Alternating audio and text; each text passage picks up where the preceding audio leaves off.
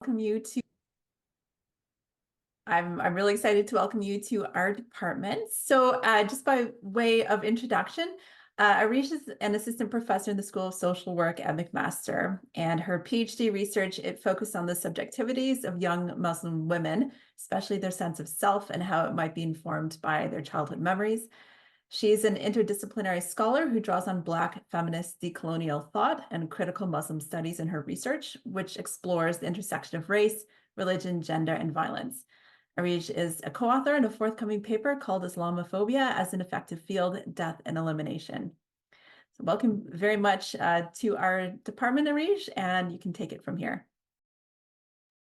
Thank you for that warm welcome into your department, and to Shiva and Amanda for inviting me to share about my work and hopefully to engage in dialogue with all of you today. So I will say, I don't think my talk will take 30 to 45 minutes. We'll see how it goes.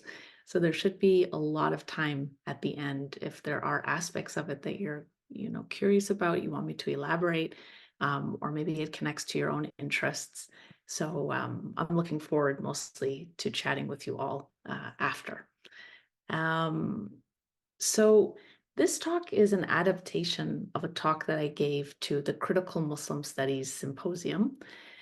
And they're a group of scholars, mostly based in the UK, but they're kind of everywhere all over the world, who are interested in the decolonial study of Islamophobia and Muslimness. And they're really focused on the possibility of a Muslim subjectivity, political subjectivity. And I'll get into what I mean by that when I talk about that field of critical Muslim studies. So what I attempted to do at that first event, and what I'm hoping to do in this event today, is to read two different literatures and scholarly traditions against one another. So as you see in my title, I'm linking the topic of depression with political subjectivity. That question is not a new one. It's one that's been a concern of feminist study, Black studies, and disability studies. But in my exploration of depression as a form of protest, I'm imposing the question into literatures that haven't previously considered whether there's something there. And those two literatures are Muslim mental health and critical Muslim studies. So to help us consider my guiding question, I'm going to introduce those two fields to you, and then make the argument that they have much to offer one another, even though they don't necessarily speak to one another in their writings, particularly on the topic of Muslim depression.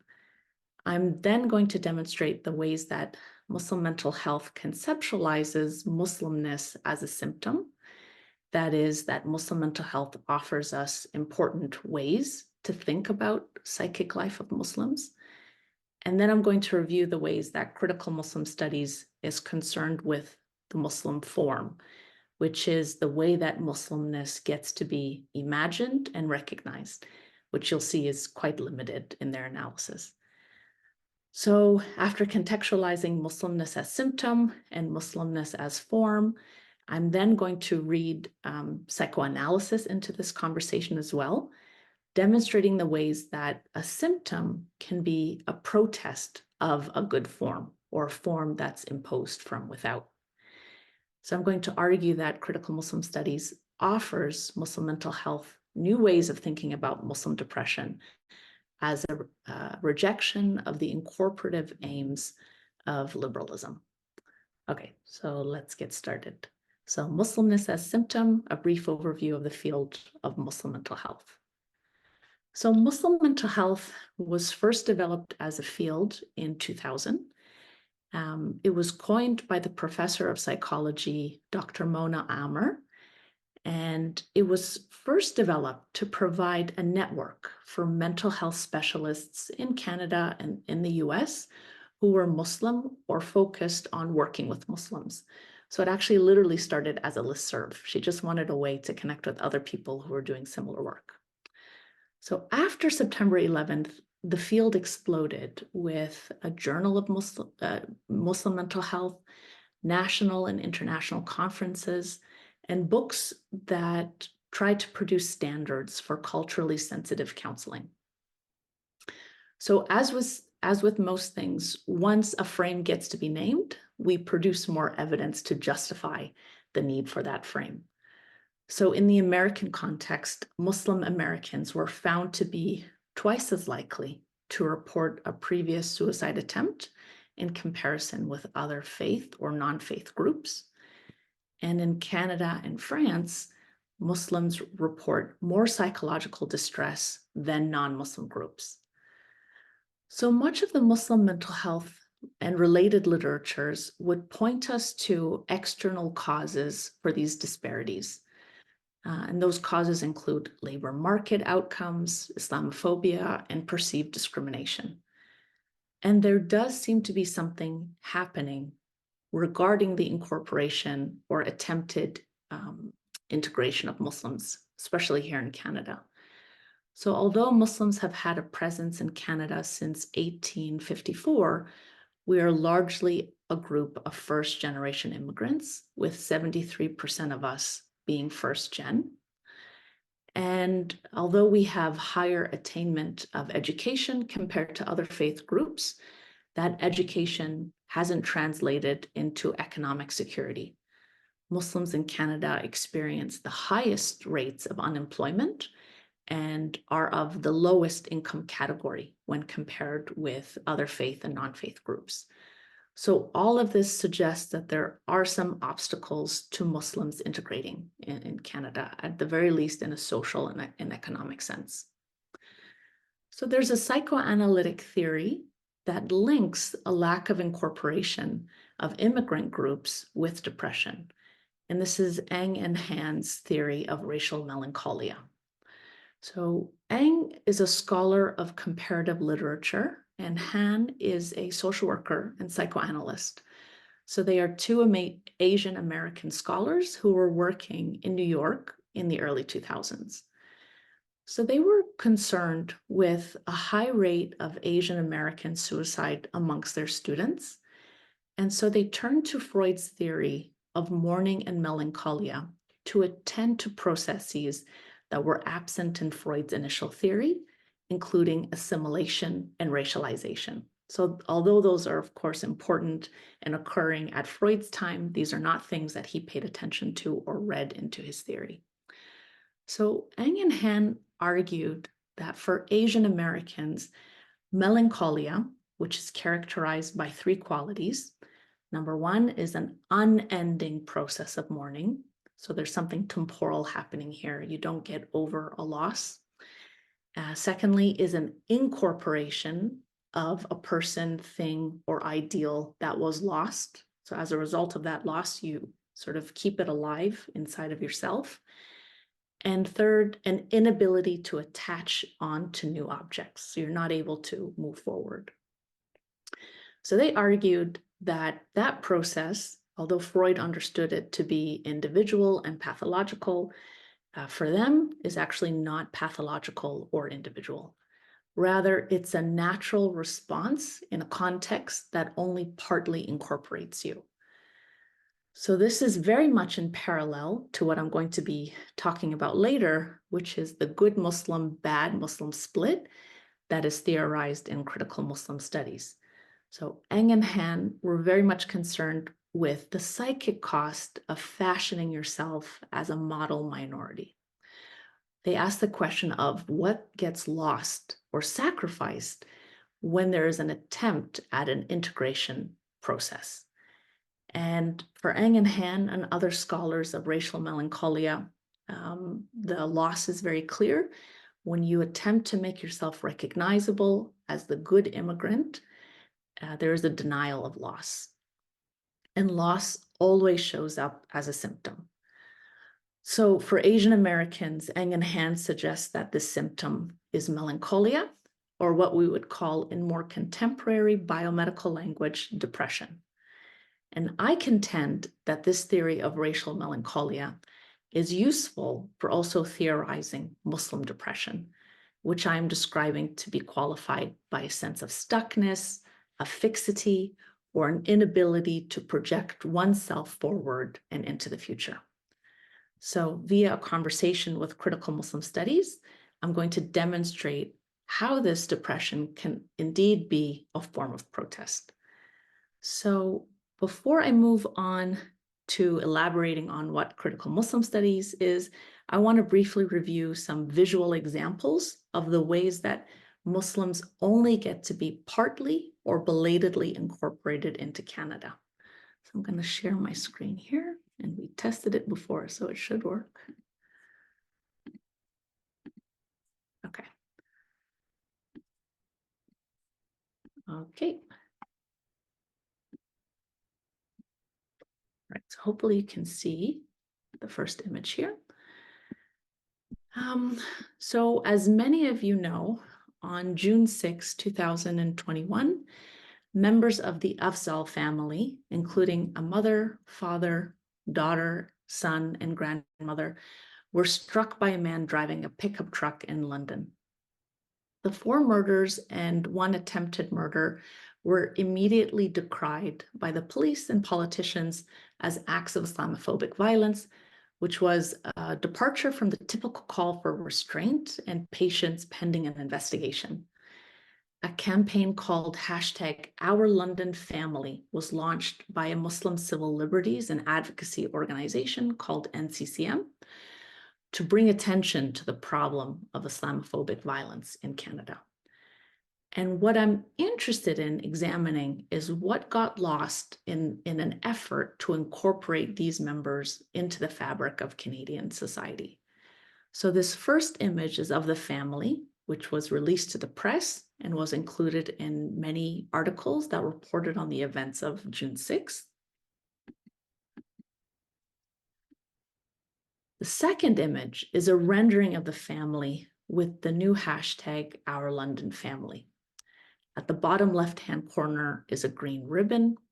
According to the National Council of Canadian Muslims, the green ribbon represents a variety of things.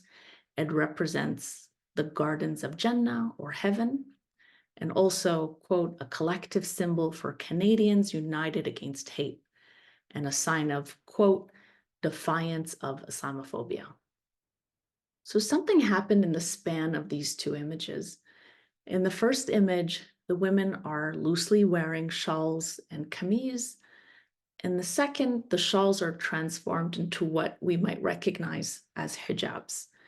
So to achieve recognition and incorporation into a collective of Canadians that stand united against hate, something had to be lost. And what got lost is the plurality and ways of being Muslim, which is their difference. And what I'm submitting to you is that there is a psychic cost to this incorporation. In this last image, the coffins of the dead family members are draped with Canadian flags. And the use of the Canadian flag demonstrates that the family was only incorporated following their death. I'm going to stop sharing now.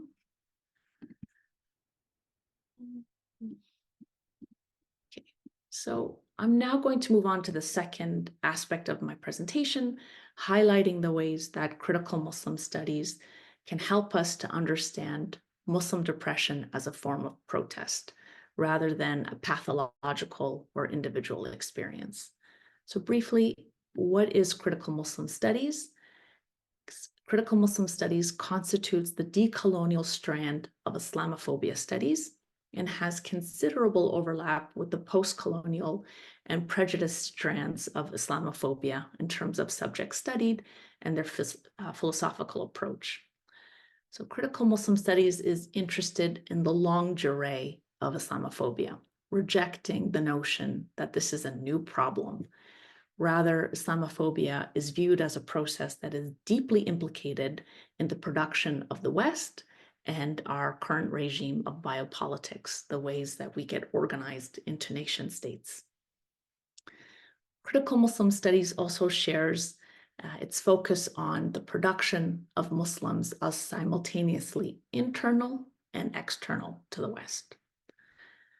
So of all of the contributions of critical Muslim studies, perhaps the most urgent, at least to my topic of Muslim psychic life, is the theorization of the good Muslim, bad Muslim split.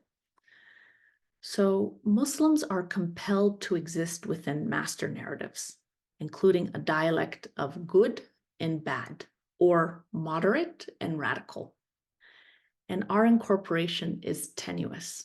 It's always at risk, because in order to occupy the position of the good Muslim or the moderate Muslim, we have to constantly condemn. We have to condemn the Hamas attacks. We have to condemn Islamists around the world, so on, etc.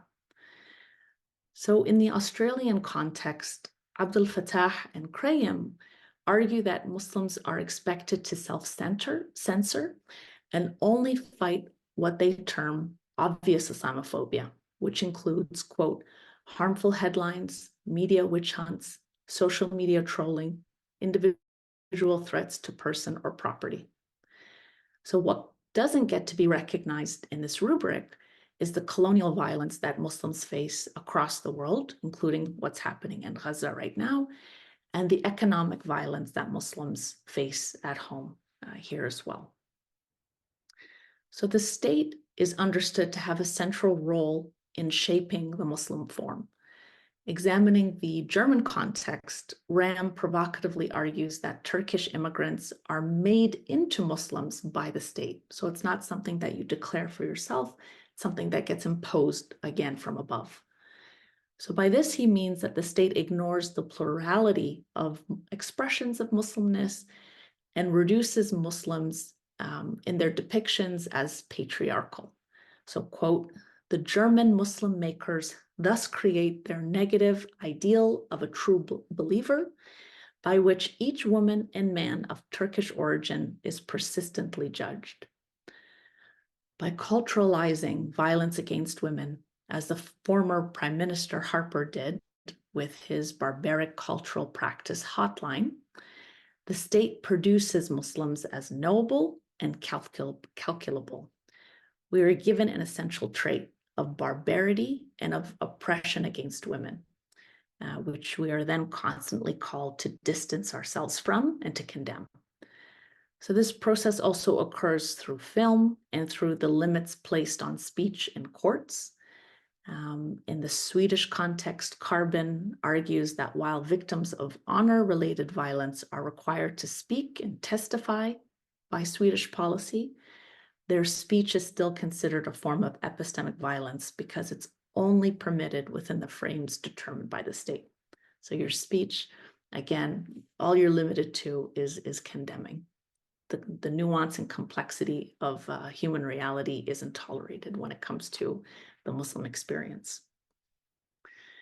So of concern to the topic of Muslim form is the corporality-incorporality debate that occurs both within critical Muslim studies and in other literatures. So by corporality, I mean of or relating to the body. So for some scholars of Islamophobia, the body, including its attachments such as the hijab, are, quote, physical markers of difference that result in racialization. So the body seems to be very important for some in their analysis. But for others who are more focused on incorporality, which refers to an implied body, or a body that's absent but made present somehow, proponents of incorporality as a mode of analysis pay attention to the ways that Muslims are improper racial subjects who do not permit, quote, established racial politics or the neat phenotypic categorizations of Black, white, Asian, other, etc. Scientific racism relies on a body, and Muslims are not a proper racial category.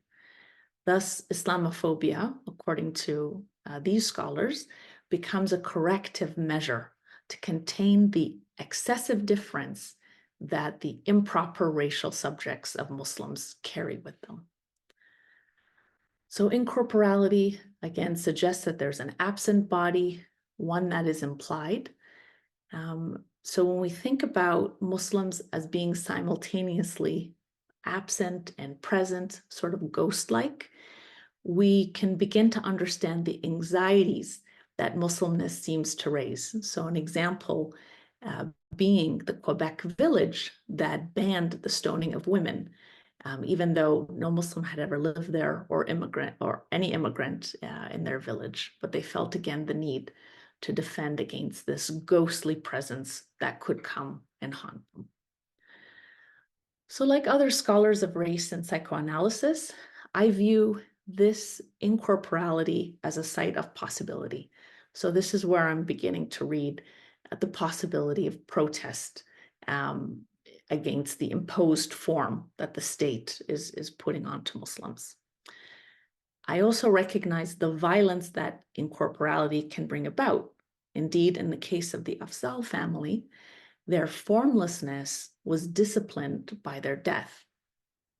However, as a Muslim mental health researcher, I am also aware of the psychic costs that an imposed form can bring about. Again, in their theory of racial melancholia, Eng and Han remind us that the raced object, whether it's properly racialized or not, can never be fully incorporated into the nation state. So our attempts to achieve recognition within liberalism always carries a psychic cost, which is alienation.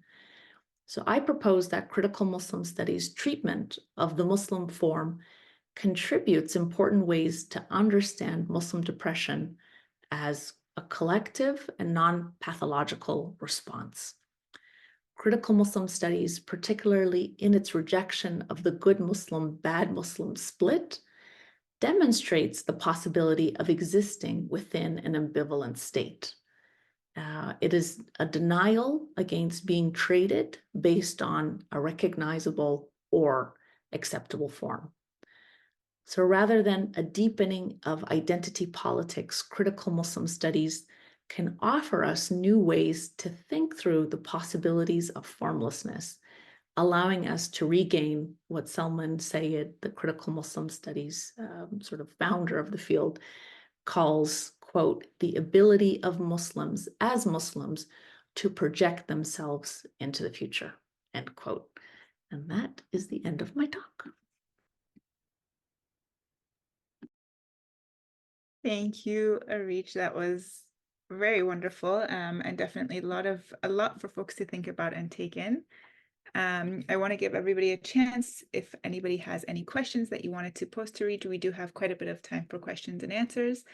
Again, you can use both the chat, or you can just kind of raise your hands and speak if you would like. And Arij, just all the virtual claps just rolling in.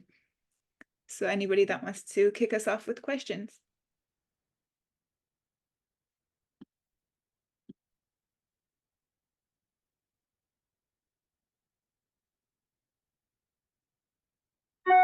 Or comments, that's fine too.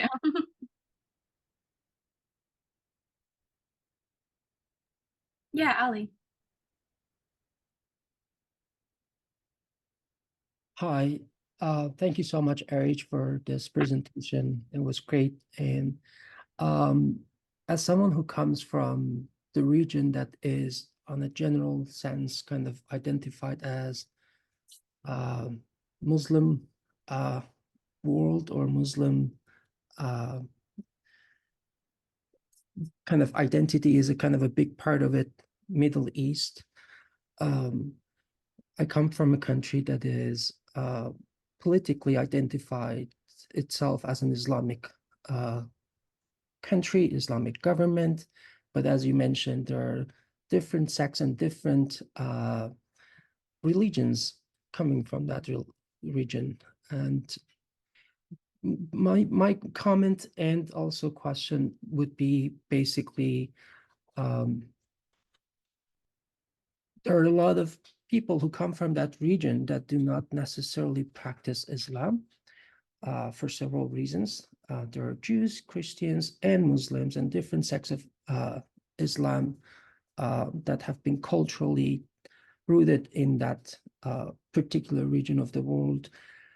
However, as someone who comes from a family of Muslim parents that have never been kind of conservative Muslims, but culturally Muslim, as there are a lot of culturally Christian people who do not necessarily go to church. I find that the form of kind of what you mentioned, depression as a form of protest, which I really like the idea, is not necessarily for the Islamic or Muslim identity as much as is for what we are experiencing in terms of colonial projects that affect certain regions of the world. And that has a lot of different kind of complex issues related to it, but the very simple and basic one is the Islamophobia and the identification of certain people because of their facial or their images as kind of coming from Muslim world, but necessarily is what we experience either in diaspora and as immigrants in our host countries. When we see the destruction of the region that we somehow belong to, we have been born, and it's part of kind of a colonial project, and especially for the past 3-4 decades, the radical Islam is not something that for us who have been living there was a big thing since 50-60 years ago, like as much as it is for the past couple of decades, intertwined with our collective conscious. And radical Islam, of course, there are different elements involved, but it started with a lot of intervention of CIA projects in Afghanistan, and war with against Soviet Union, that they brought the Saudi money into Afghanistan to basically kind of do training for this radical Islamic thought, that like the things that we see, stoning of women and those type of things, have been kind of portrayed in those practices that have been externally somehow CIA lab created practices that have become something that is portrayal of radical Islam. And aftermath of that was the jihadists, and also the 9/11 effect incident, and then a lot of other events that happen in the name of Arab Spring that happen in the region. So a lot of these things have more kind of a political classification of a region rather than necessarily the individuals who come from that region.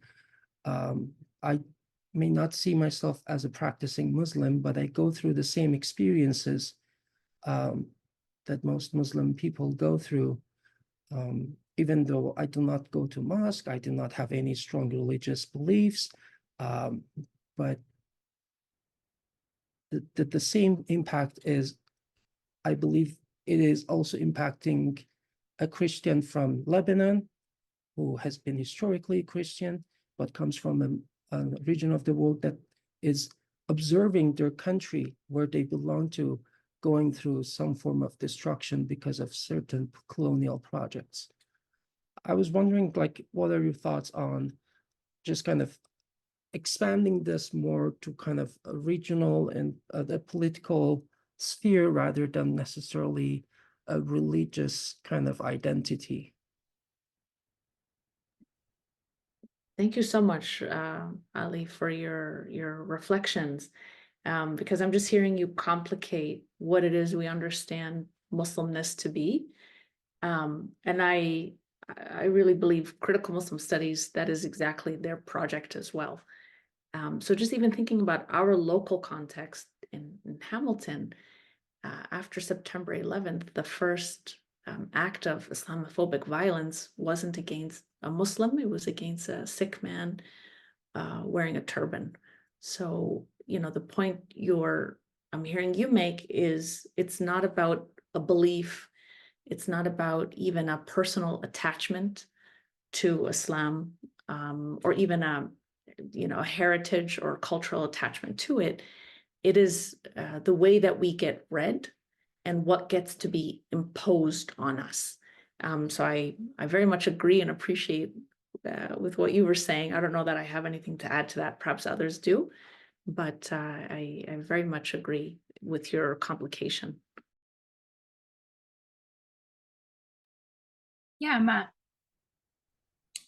Yeah, thank you very much, Arij. I'm sorry I missed the first 2 minutes because of a Zoom update, but you've made an interesting case for thinking about depression as a form of protest. But actually, I want to flip it for a moment and ask a little bit about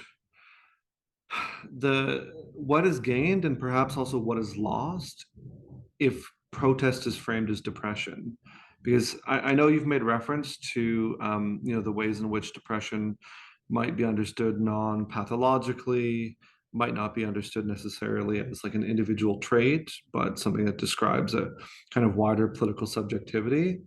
But I'm always struck by our desire to return to medical metaphors, especially psychiatric metaphors. So maybe if you could just speak to that a little bit about sort of what is gained and also what is lost in thinking about protest as depression. Oh, it's such a good question, and I need time to think about it. Because I can say what brought me there, which was seeing both in my practice as a social worker, psychotherapist, a sense of stuckness that seemed to be, quite common with the women I was working with, and so wanting a way to capture, what it is they seem to be experiencing. And it was interesting for me to turn to Eng Han, who already did significant work taking Freud and really taking that concept of melancholia and arguing that it still has value for us, even though it's been 100 years. So as far as what gets lost, I might have to think about that some more, because for sure there is something that gets lost. Do you have thoughts? I'm wondering if there's something that motivated that as a question. Well, I mean, I'm just thinking about, there's a wider critique of psychiatric diagnoses as things that render social problems as individual problems. So here I'm thinking about, okay, so the types of political issues that Muslims may want to protest against, or the types of political issues that might provoke certain types of feelings, whether those feelings are feelings of loss or feelings of disconnect. I guess one concern I might have would be if we render those as individual problems, even with the caveat this is not a pathology, et cetera, it still kind of does that work of individualizing what we might otherwise think of as a social issue. Sorry, excuse me. I so appreciate what you're saying. And I guess what I'm trying to do, and what I feel Eng and Han are doing as well, maybe disrupting the split between where, for example, melancholia gets to be written and thought about, and where depression gets to be normalized and thought about, because there seems to be like a complete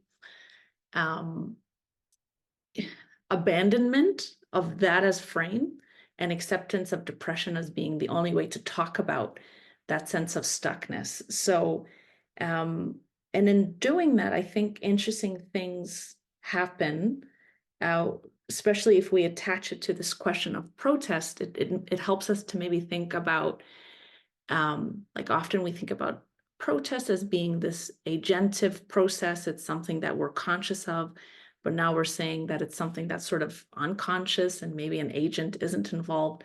So it's helping, at least for me, question the very basics of the individual, like the unit that we sort of are speaking about and thinking about. So that's what it assists me in doing. But I hear your point. Why do we need to turn to language and import it here? I guess for me, it's only because it's what's available. Thank you. Simona, you have a question? Hi, thank you for speaking. You mentioned a lot the dichotomy of like good Muslim versus bad Muslim imposed by the West, and I was just wondering if that is reflected within Muslim communities as well. Like, I guess on one part of the question, do Muslims, not as just a, like I know it's not a monolith, but do Muslims have their own dichotomy? And also, does that dichotomy imposed by the West influence that dichotomy within Muslim communities? Yeah, thank you. Again, I have to think. Yeah, I mean, what's interesting because I guess my response would be we regulate ourselves. So even though it's imposed, it's often not something that we recognize as being like external to us. It's something that we just do. So without, any like direct instruction, it's something that we're conditioned. So I feel that's a part of what's happening. And I'm not clear if you're asking about other contexts or if you're asking about Muslims here, for example, in Canada, which also I'm hesitant to speak about in totality, whether, like, if you're asking if there's other frames that we use to also regulate ourselves that we couldn't trace back if we tried to the state. So is that what you're asking? Kind of. I'm interested just because I know that Islam is practiced very differently in like the Middle East versus in Canada. And I know that in like Canada or other Western contexts, there's a lot of increasing secularization. So I was just wondering if like how that Western view impacts Western Muslims and creates that dichotomy or a new form of that dichotomy within Muslim communities. Yeah, thank you for that clarification. Yeah, for me, I actually see secularization and I see the West, uh, you know, in other countries as well. So it's hard for me to maybe think about these as distinct processes. I would say that there are perhaps ways that this is happening in other contexts as well. And if others have thoughts, I'd be curious, but that's what I know. Thank you. Yeah, Ali. I think the context of good Muslim versus bad Muslim is more kind of referred to those who identified themselves as Muslim and then in the name of Islam commit suicidal attacks or um, radical practices that causes harm to other humans. These are Muslims that on a general basis are condemned by the general Muslim nations, I would say. That is not something that is within the practices of Islam to go and put a bomb in London Metro or in Spain or in Paris. And those are the kind of radical Islam that we have seen that has created a big notion of Islamophobia. And I think that distancing from that is kind of the reasoning for kind of identifying as good Muslims who go to the community and try to be helpful to the community, especially in the context of Canada and Europe. There are a lot of Islamic foundations that try to contribute to the society for the good of the public by means of donation to the community and other practices. However, it is kind of a complicated situation because in two kind of different states in Middle East, Turkey and Iran are two generally by majority Muslim nations, but due to the practices after the Islamic Revolution in Iran, the general public in Iran is not what is perceived in the Western media as a Muslim nation in terms of a true conservative Islam, where despite the fact that there is an Islamic government in place, but the general public in Iran are one of the least conservative nations in the Islamic world, despite the fact that Iran is dominantly kind of on the media, in the Western media, as a kind of an Islamic republic, but the republic do not have those conservative practices of Islam. And again, this is not in any way to kind of condemn Islam or distance from Islam. It is just the practices of the state that have affected the public conscious regarding Islam. And I'm not supportive or in condemning any of those. I'm just kind of reflecting. Versus in Turkey, despite the fact that it's a secular foundation of a government, there is more support from general public toward a government that is tending to be conservative ruling in terms of the Islamic practices. So these are the differences that are within the Islamic world, that not every single Muslim nation or Muslim country is necessarily practicing the same level of conservative Islam or religious identity as we know here in the West. Just wanted to make comments there. Thank you, Ali. Basit, you have a question or a comment? Or Yes, hello, thank you. And thank you very much for your talk, Arij. One thing that I much appreciated about the talk was this insistence on Islamophobia as an impersonal field, one that has very little to do with, as you were saying, people's levels of commitment or identification. It's not concerned with us as subjects at all. It's instead kind of a conscriptive operation that kind of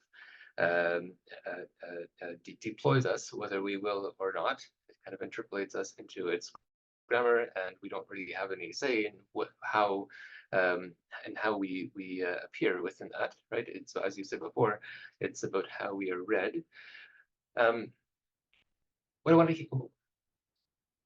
to hear more about really was something you touched on in a response to an earlier question in terms of the kinds of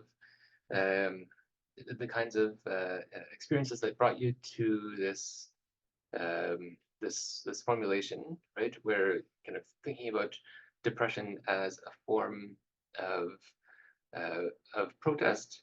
I was reading protest there as refusal, right? As a kind of refusal of the scripts that we have available to us, right? To perform our optimism, to perform, how reasonable and legitimate and kind and how good citizens we are, and basically a refusal of those terms altogether.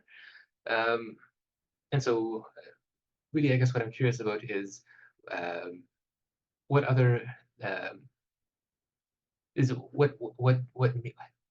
what I'm curious about is how that refusal appears, right? And what kinds of gestures that takes, right? What forms that takes? What are there scripts available for that kind of refusal that also are patterned? That might also go toward kind of the earlier discussion about, is thinking about depression as a form of protest itself also necessarily individualizing, or instead are there kind of collective scripts that are available for that refusal as well? And so those were some of my initial questions, but thank you. Thanks so much, Basit. Yeah, definitely. I would say in this talk, I was making the case that critical Muslim studies can help us think about protest as refusal. And it's interesting how you use the word script, because I had a bit of a reaction to it, because there's something about having a script that almost undoes the point that I'm trying to make, which is, yeah, okay, let me maybe start a bit further back.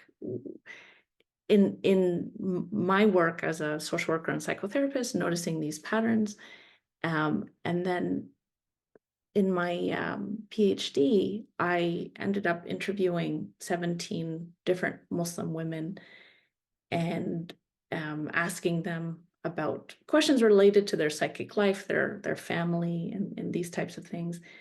And as I was analyzing the interviews, I couldn't find a single thing that unified them. So although I, specifically was looking for understanding Muslimness as it relates to, as I said, depression and psychic life and all of these things, they each in their own ways had ways of responding to what they called the illogical logic of things. So they could recognize, as you said, that there were certain scripts and they could participate in them, but also suffered, whether it's alienation or other symptoms in relation to that. So then I really had to turn to psychoanalysis to make sense of what I was finding. There seemed to be no other tradition that could make sense, of how it was they were approaching, like I said, the illogical logic of things.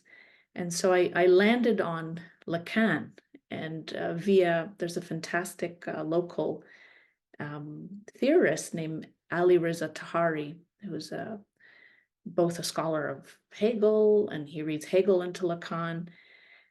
And he boils Lacan down to understanding the symptom as being a protest of the good form. So when a form gets to be imposed, something always gets lost or cut off. We're always lacking something. And so for the first time, I was able to look at those 17 interviews and say, okay, that's what's happening here. In this imposition, each of them in their own unique way had something that was lost or lacking. And so what do I do then with like Muslim identity? It wasn't helpful. A lot of the like identity politics frames that we kind of use to understand our collective ways of being. So yeah, so to understand something about the ways that we navigate, rejection, but also incorporation, so that we are stable enough to have a self, but then also contend with our lack and loss. Those are all things that I'm thinking about and trying to work together. So I hope these scattered thoughts made some sense to you.